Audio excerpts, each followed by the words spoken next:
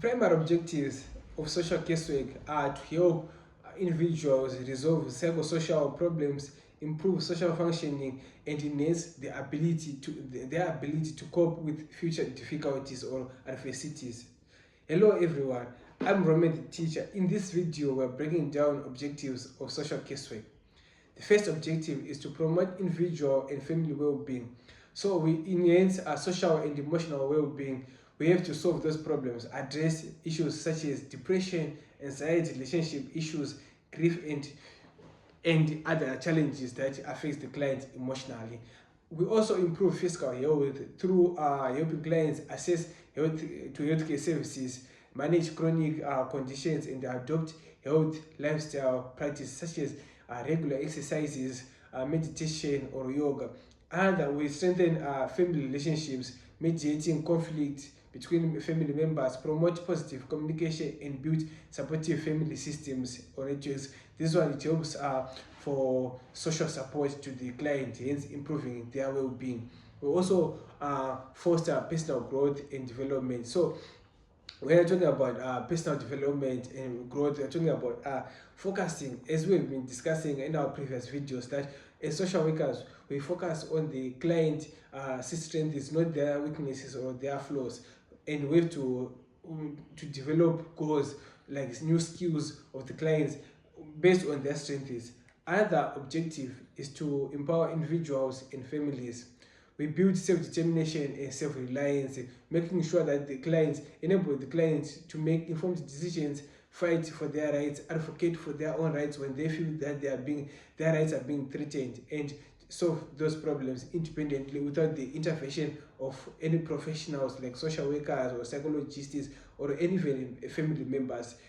That's independently solving their own problems, hence self-reliance. They rely on themselves.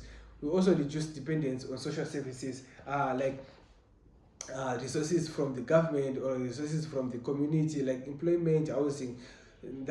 So we have to improve self-sufficiency and independent. That's empowering individuals. And also another objective is to enhance social functioning and adjustment.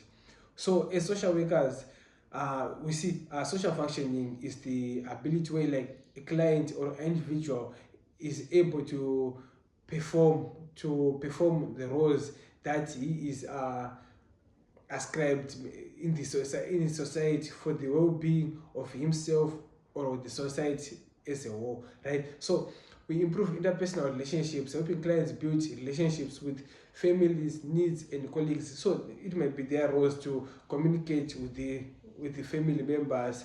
Maybe he's the breadwinner. You have to communicate with other family members. So we make sure there's a healthy relationships between the client and the family members and even colleagues at workplaces.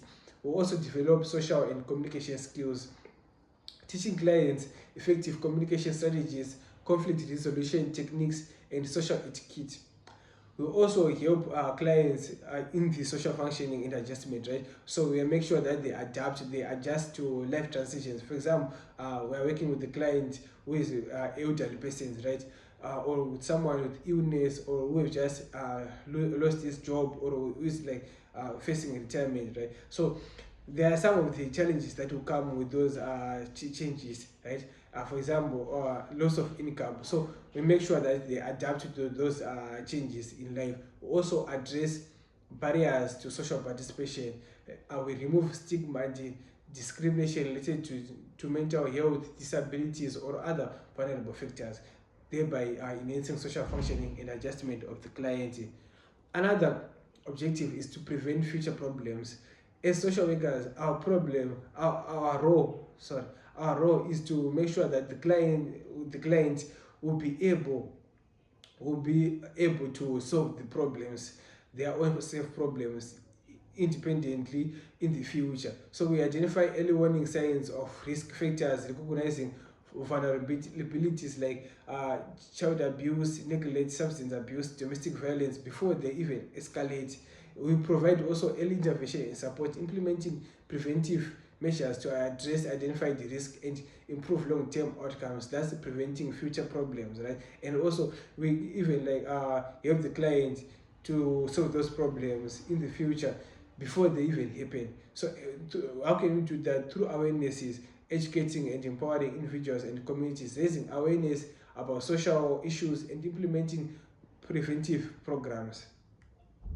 Another objective is to advocate for social justice and promote positive change. We identify and address systematic inequalities, addressing issues such as poverty, discrimination, homelessness, lack of access to healthcare or education. Those are some of the problems, and we underline those systematic causes. What is causing those problems, so that we advocate effectively, we advocate those problems to the policymakers, so that we can solve those problems effectively and sufficiently.